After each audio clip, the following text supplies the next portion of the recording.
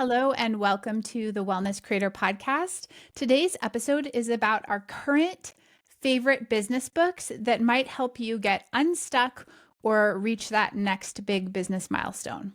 Yeah, I think we've probably mentioned them all in the past, but we thought it would be like a nice little recap to give you a sort of a list of like the business books that made a really big difference to us in our lives over the years. Yeah, especially like this is, I would say, like the last 2 years for me, because I feel like we did an episode maybe 4 years ago on top business books, and I would say that mine have changed. So yeah, let's get into it, Sandy. I have Why no don't idea what you? we said on that podcast, so I have no idea if these are Yeah, repeats then. no idea. That's all right. If I don't know, All the right. listeners don't know. Yeah. Okay, so what is I have kind of three. Well, I have two books and then one series of books that I want to talk about. So what is your first one you want to talk about? My first one, I'm even going to use the camera, is Alex Hormozi, $100 million offers. Oh, I didn't expect that. I didn't see know. that coming. There's a reason. There's a reason. Yeah. So this book is written by Alex Hormozi, who is like a gym guy, and that was his business, was sort of saving gyms that were failing or helping gyms make more sales on membership and so on. He's a dude, bro, through and through. You've probably seen him on Instagram. He's got like the nose thing. I don't even know why he wears that nose opener thing. Like, he's a dude, right? Fine. However, I think what he lays out in this book is extremely helpful to a lot of our listeners who maybe lean into the feminine side of business, a lot of manifestation, like let's just wait till it comes, all of that. I think this is a really good balancing book to get you in a little bit more thinking position, a little bit more strategy. I think his stuff is really good. He kind of irritates and annoys me as a person, but I think his material is good. The book is full of little doodles and sketches, and I think for my brain that was really helpful too. He would just draw little diagrams to explain a concept, and in particular, he has an equation. So this book is $100 million offers, and he talks about how to build your offer. What are the components that you need, and also how to establish the value. Like, what is the value for that your ideal quintessential client? What is the value of this offer to them? And he's got this little model. We actually taught a whole workshop on it in our old coaching days.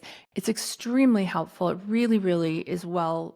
I think for that alone, this book is worth it. He also has $100 million leads, which I've listened to on audio, which I didn't get as much. It's like email list, and it's just all the same stuff. So if you aren't familiar with building email lists and what to do with nurture sequences, that is a good book. But I think $100 million offers has some unique material in it that you don't see anywhere else.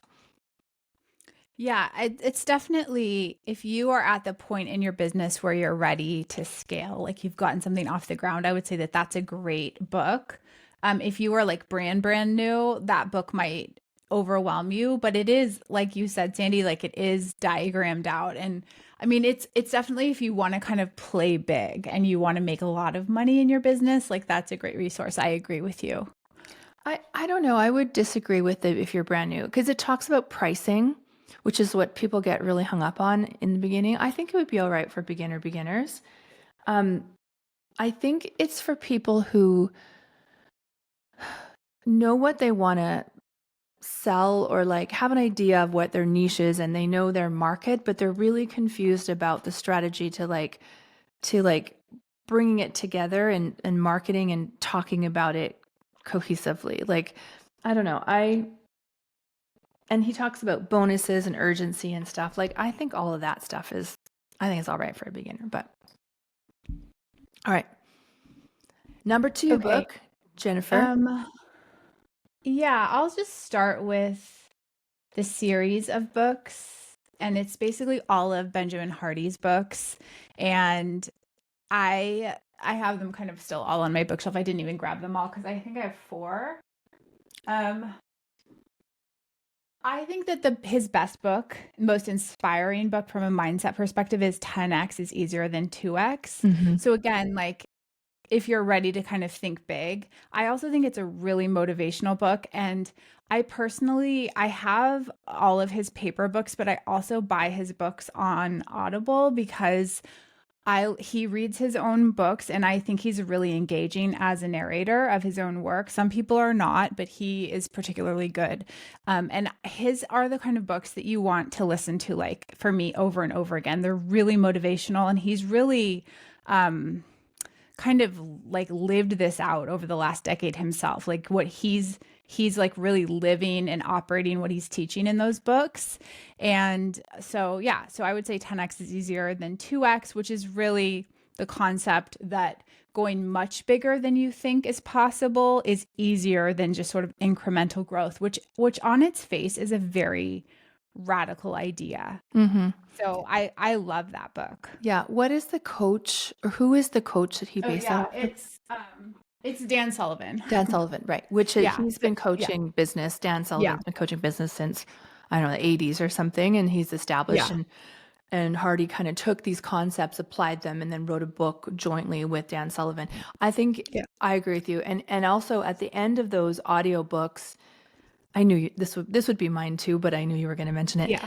The end of the audiobooks, remember that Dan Sullivan and he and the author have a conversation, and it's so good, and you don't get that in the hardcover, in the actual book.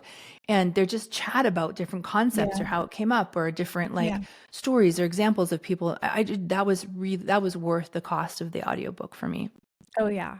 I would say like I don't know exactly how much Dan Sullivan charges for his coaching program, but I think it's in the many thousands, Yeah, many it's thousands. tens of Is it thousands. Strategic Coach? Is that his business? Yeah, I Yeah. think so. That's right. Yeah. Yeah. So it's like, and it's I think you have to be at a certain revenue milestone in order Yeah, to join correct. his program. But you get like kind of the nuggets and the wisdom of his teachings through these books, which I would say is well worth the cost of Hmm. a Yeah. copy.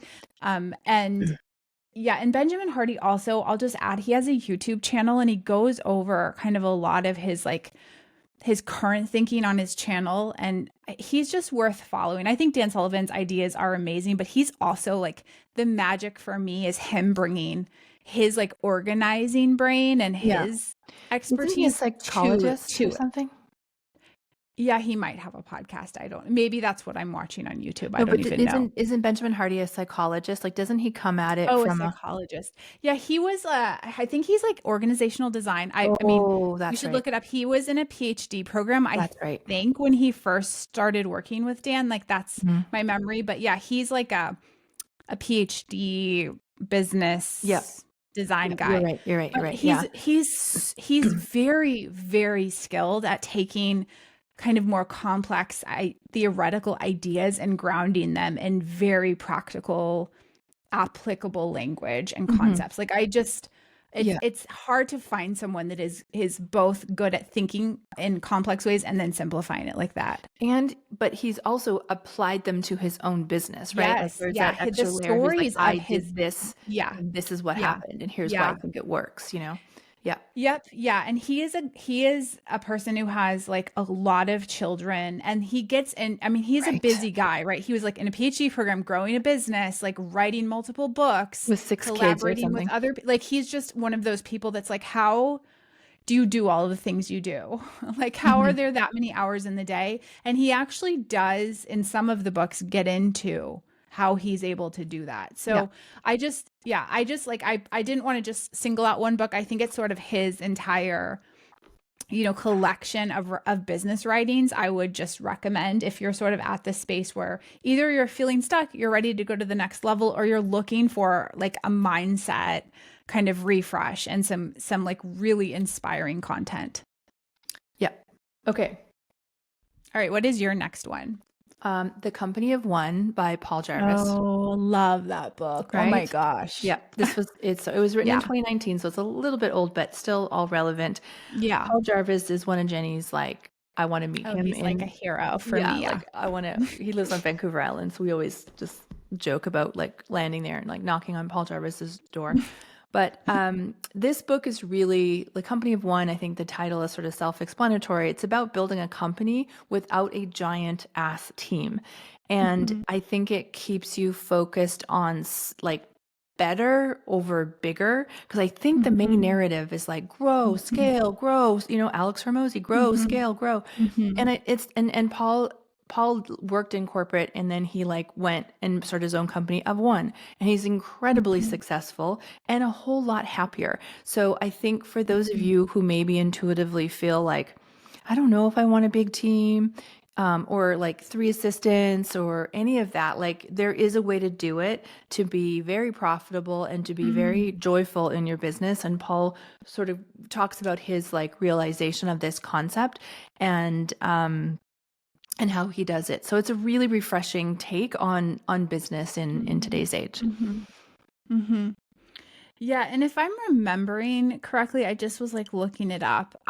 Isn't his wife like a firefighter or something? Like a wildlands? Like he just has this remarkable life in the same way that Benjamin Hardy, I would say, like in a very different way. I think he's like Mormon and has a giant family and lives his version of a wonderful life. Like Paul Jarvis, from what I understand from listening to interviews with him and seeing him speak over the years, like he's living his version of kind of a wonderful life. And I think I love that you picked that book. I'm sure that was in my the last time we did this podcast. That was in one of my recommendations. I haven't thought about that book for a while, but I think like part of what is so wonderful about him and his thinking is that he has created a business that like really suits his Right. goals, like his lifestyle.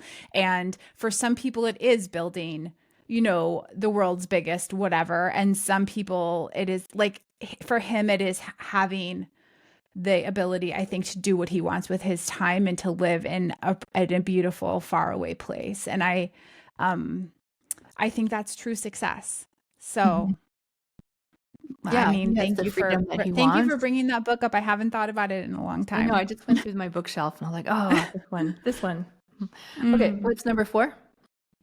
Okay, so I am going to go with a book that maybe does not seem like a business book, but it is Wanting by Luke Burgess, The Power Oh, of Mimetic Desire and Everyday forgot about Life. that one. Yeah. I love this book so much. This is one of the best. I think this is in like my top 20 favorite books of all time. Certainly nonfiction. And I would like this isn't like a strategy or a tactical book at all, but I do think a lot of the material in this book applies to crafting an offer, understanding your audience, understanding behavior of customers, and yeah, the power of mimetic desire in everyday life. If you don't understand mimesis, this is really something I would consider. At least go and watch the TED Talk.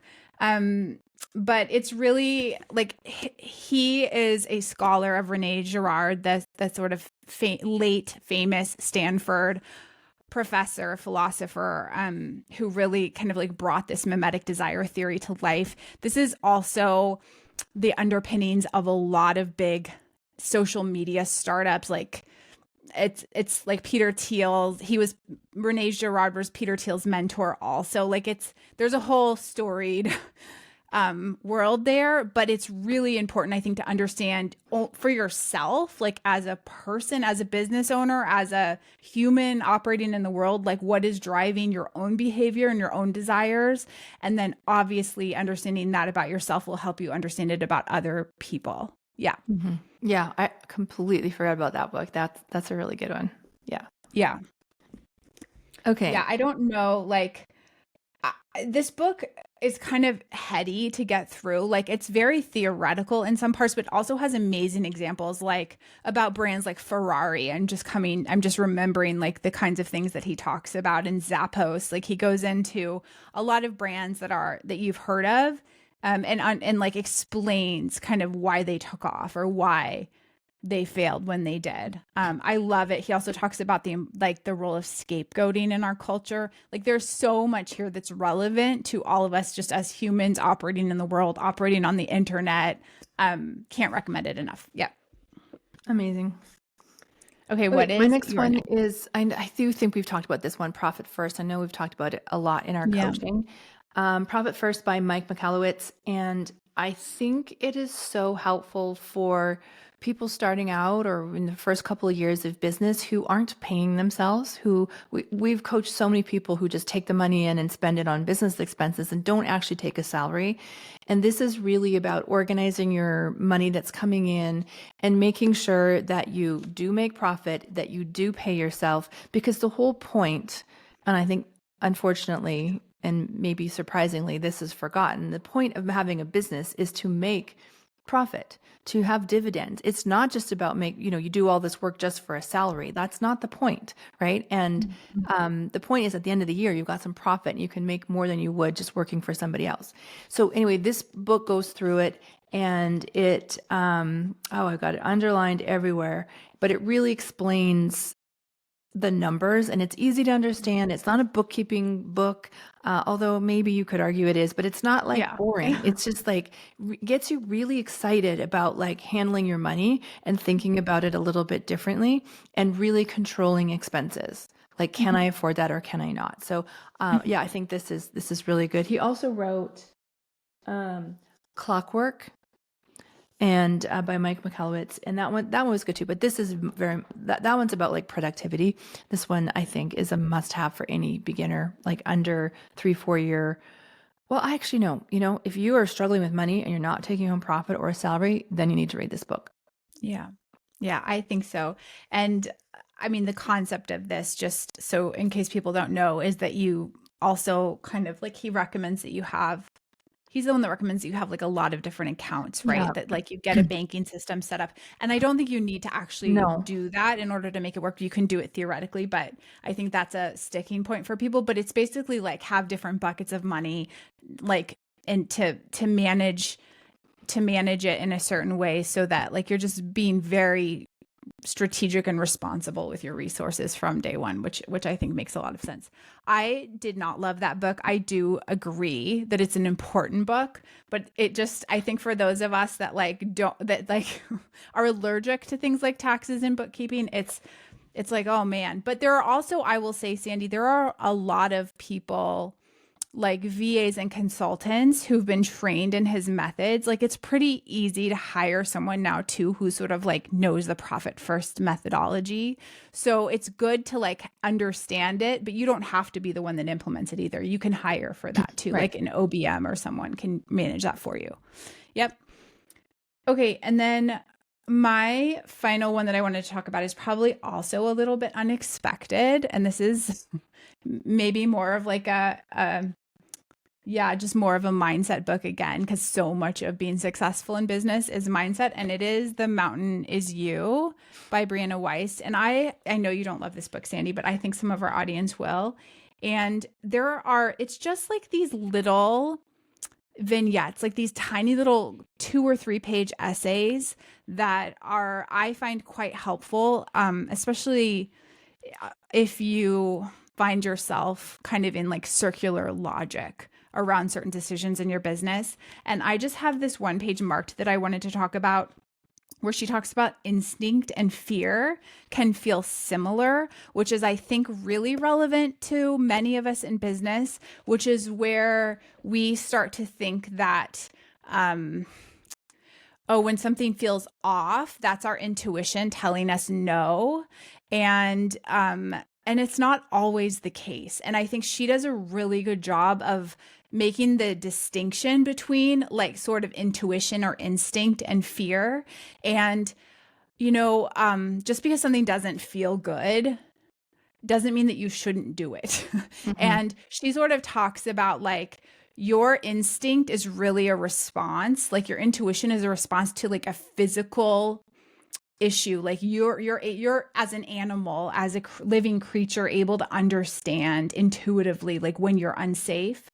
But when you're just like thinking through problems in your head, for example, problems about your business, and you're like, oh, no, that doesn't feel good, that's really not your intuition. Like she does such a good job. Like I think so often we hold ourselves back, and I will raise my hand here and say that I personally have related to this. Like we'll hold ourselves back because we'll think like, oh, my intuition is saying don't do it. But really, it's like we're just kind of scared and talking ourselves out of it. So Mhm. if you also have issues like that with your mindset and you want some like kind of tough love in like these little bite-sized pieces, I really like that book for that Mhm. reason.